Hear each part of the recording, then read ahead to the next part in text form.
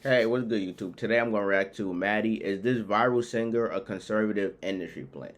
Obviously, he's going to talk about Oliver Anthony, him blowing up with his, amazing song Richmond, North of Richmond, and talking about is he an industry plant? Hey, I don't think Oliver is an industry plant. I don't think so. I think it was just like, people just checking out the song and they gravitated to a lot of people. So it's like, I think it was natural progression. Like I don't think it was an industry plant worthy because like nothing seems out of the ordinary for the shit to go viral. Honestly, like bro, the growth seemed natural. The growth seemed natural for sure. Okay, but if Maddie can prove if this man is an industry plant, hey man, I might be looking at my son different. But hey, let's check it out though. Let's see if Maddie can prove this man is an industry plant. I don't think so though, but let's see. Recently, an artist by the name of Oliver Anthony has been going viral for his song Rich Men North of Richmond. Many people have felt united because of the song's pro-working class message. His song actually debuted at #1 on the Billboard 100, breaking a record in the process. However, this song has also spawned a ton of controversy, especially politically from both sides of the aisle. The controversy and speculation has grown so much so that people are even theorizing that Oliver Anthony is a conservative industry plant. So is that really the case, or is there more to the story? Well, let's check it out. Also, I'm not a political person at all. I just thought this was an interesting topic, so I'm just gonna be objectively looking at this from the sidelines. Also, I'm kind of sick, so sorry if I sound kind of goofy. So like I said, Oliver Anthony, who is a relatively unknown musician until recently, released a song called Rich Men North of Richmond. It was released on August 8th and shared on a YouTube channel called Radio WV, and the video now has over 50 million views. The song has gone viral lately with people feeling a strong connection to it, as many have called it a working class anthem. It has lyrics like, "I've been selling my soul, working all day, work overtime hours for some bullshit pay," and many more that echo the same sentiment. Up until this point, no one really knew of him, so after releasing the song and it debuting at #1 on the Billboard Hot 100, he became the first artist to do so without any prior chart history. I've seen tons of reaction videos on YouTube and TikTok with everyone in the comments unifying around the song's general message. Even recently, his song was played in the Republican primary debate. It has been a huge success and for the most part has brought people together. However, there has also been a lot of backlash in the media and on Twitter. Many people have taken issues with some of Oliver's lyrics in the song, such as the second verse, which reads, "I wish politicians would look out for minors and not just minors on an island somewhere." This line was described by Slate as a starter kit for the conspiracy curious. But people were more so upset with the following lines. "Lord, we got folks in the street, ain't got nothing to eat, and the obese milking welfare. Well, God, if you're 5'3" and you're 300 pounds, taxes ought not to pay for your bags of fudge rounds." People have accused this line of being an allusion to the welfare queen, a term that is typically racist and refers to people unfairly taking advantage of welfare programs. And I will admit this line is definitely an odd departure from the song's subject matter. Normally, I'd assume someone that's fighting for the working class would be more empathetic towards people in that situation. However, Oliver has since clarified what he meant on that verse. Welfare only makes up a small percentage of our budget. You know, we can fuel a proxy war in a foreign land, but we can't take care of our own.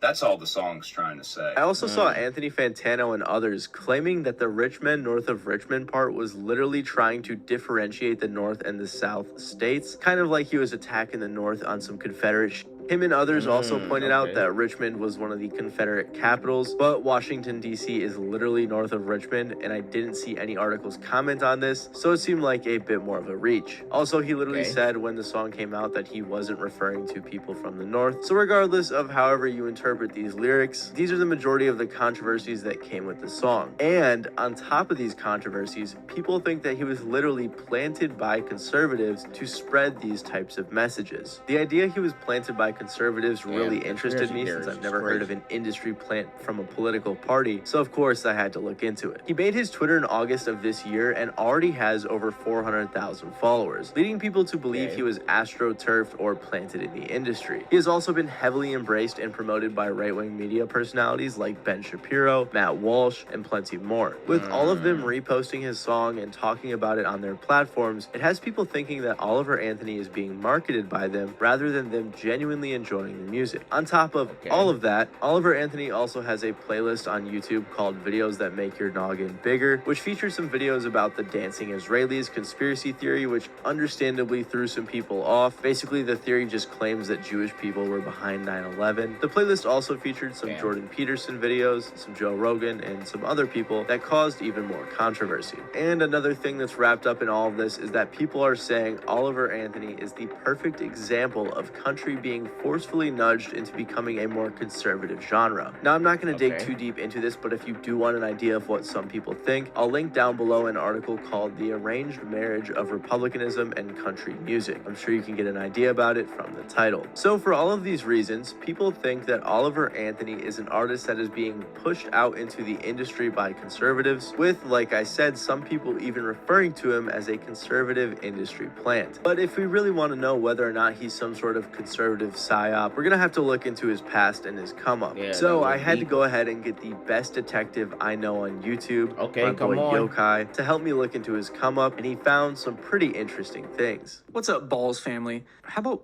Ball Pit? I'm gonna call you guys the Ball Pit. It's not hard to see why people would be so quick to call Oliver Anthony an industry plant. Like Matt said, at no other point in history has someone's first Billboard debut been so popular that it debuted at #1. That's over 17 million streams in the song's first week, and almost 150,000 downloads. This guy had boomers in a damn chokehold. It's also super convenient that the day before his viral music video premiered, he posted a YouTube video essentially hyping it up, and specifically pointing out that this was the first time he was recording a song with a real microphone and a real camera, not just his phone.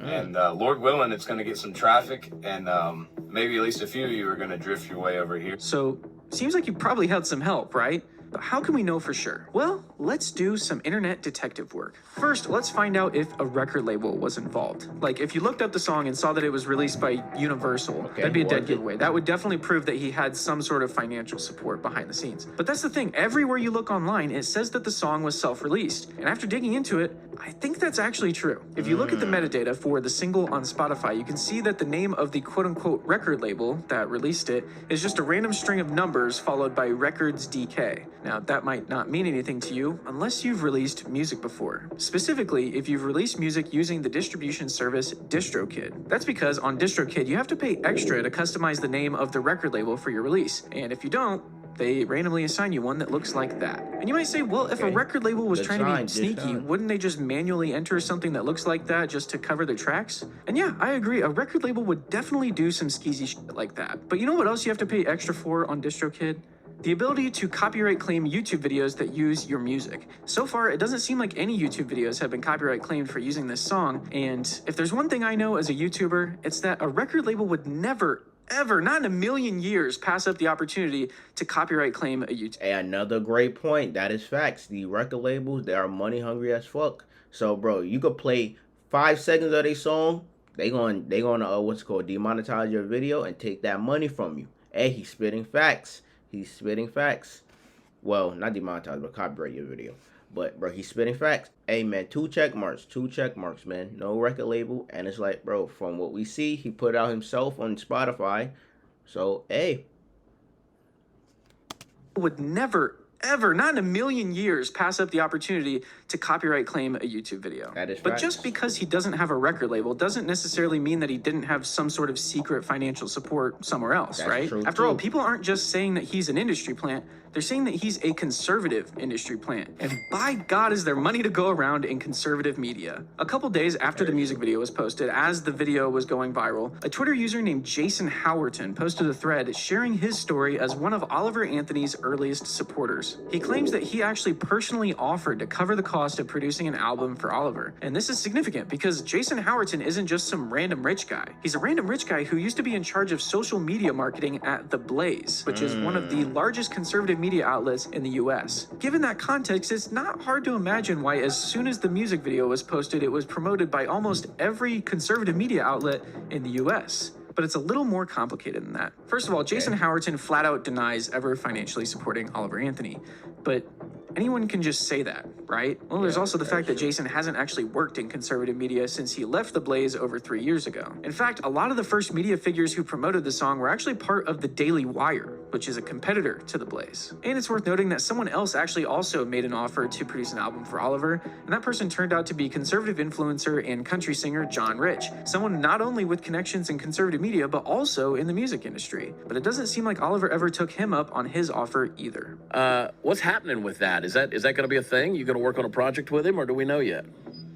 Well, so, I've had several conversations with him. So with no other leads, I was about to throw in the towel and just admit that maybe this guy really did get a #1 single with no help. But little did I know that the biggest red flag in this whole investigation was hiding in plain sight this whole time. The music video that started it all was posted by a YouTube channel called Radio WV, which is essentially a music promotion channel for unsigned country artists. As it turns out, the channel was actually co-founded by Oliver's manager, a country artist named Draven Riff, who discovered Oliver when one of his friends sent him his music. Within the span of about a month after meeting each other, Draven became his manager, and they recorded the video that would end up changing Oliver's life forever. But so what, right? I mean, yeah, we've established that Oliver had help from Radio WV, but so did tons of other artists, and none of them became viral hits. After all, Radio WV only had about 50,000 subscribers when the video was posted, so how did they make this video go so viral? Well, as it turns out, Oliver's manager is friends with the guy who runs the Country Central Instagram account, which has over 500,000 followers. The day after the video went live on Radio WV, Country Central reposted a clip of the video to Instagram. But not just any clip, a clip that starts with the most controversial line in the whole song,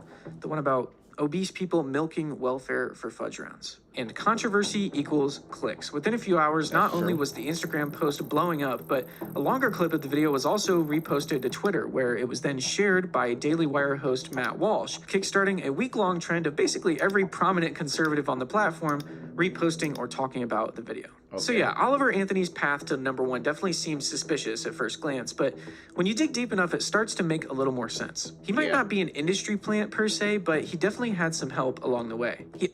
From what he said, he definitely has some help, but it's like, bro, that's just marketing, though. That's just marketing. Like, for people to be able to view his song, bro, he had to market it somehow. So it's like, based on his connection to the Radio WV, and it's like, from this video, it just seemed like Oliver just used his fucking networking, bro. Like, bro, he literally just networked his way, because his manager fucking got in contact with the Country Central that got like 500,000 fucking followers and shit, and got his song posted on there to market. Like, bro, that seemed completely fine to me, man.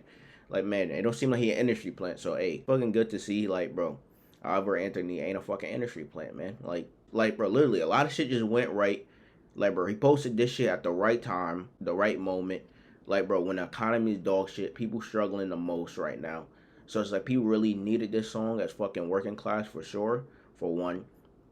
Then for two, he just fucking used his fucking network, bro. Like, literally networking. Like, all successful people have a good network around them, bro. Have a good company, and they fucking, like, network with people to get in touch, and so they have, more opportunity and shit. So it's like, he basically just did what any other successful person did, bro. Bro, literally just network, talk to people, and find your way to, like, promote yourself and market yourself. Obviously, he has some help when it comes to terms of marketing the song and shit, but it's like, bro, he just did regular shit. So it's like, hey, shout out to Oliver Anthony, man. Man, he really, like, did this shit by dolly, bro. Like, he really did this shit by the dolly. Made it #1 top 100 Billboard. Like, that's crazy. That's crazy. But it's great to see that Oliver to have, like, no fucking multi-million-dollar record label, backing him and fucking pushing his music and shit. Like, bro, he did it all by his dolly, man. So that's dope. Obviously couldn't have done any of this without Radio WV, and I seriously doubt that he would have gotten the attention of conservative media if he didn't get that initial boost from his manager's buddy over at Country Central. Oliver Anthony probably wouldn't have had a #1 debut without the support of conservative media, which is kind of crazy because he apparently does not fuck with them at all. But I'm going to let Matt tell you a little more about that because I've got my own #1 single to write.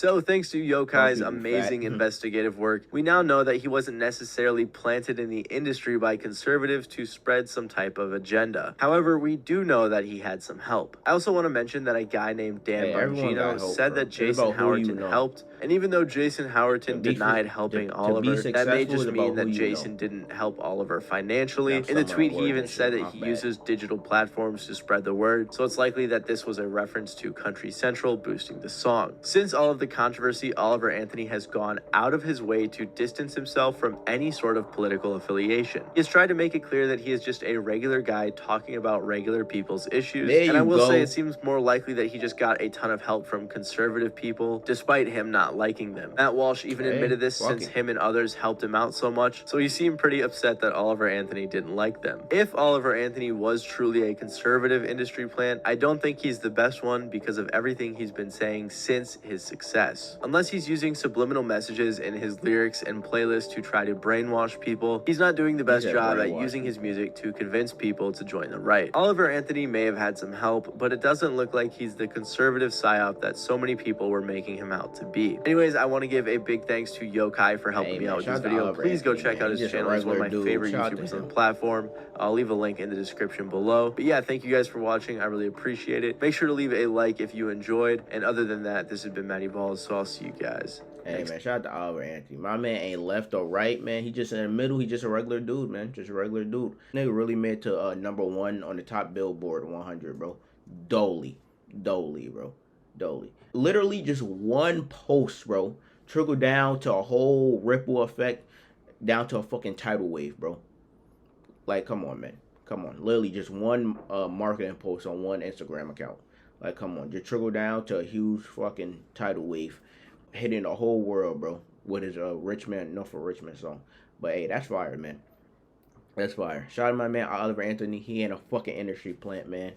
I already knew my man wasn't an industry plant because shit just seems like, it just seemed natural, man. It just seemed like right place and perfect time.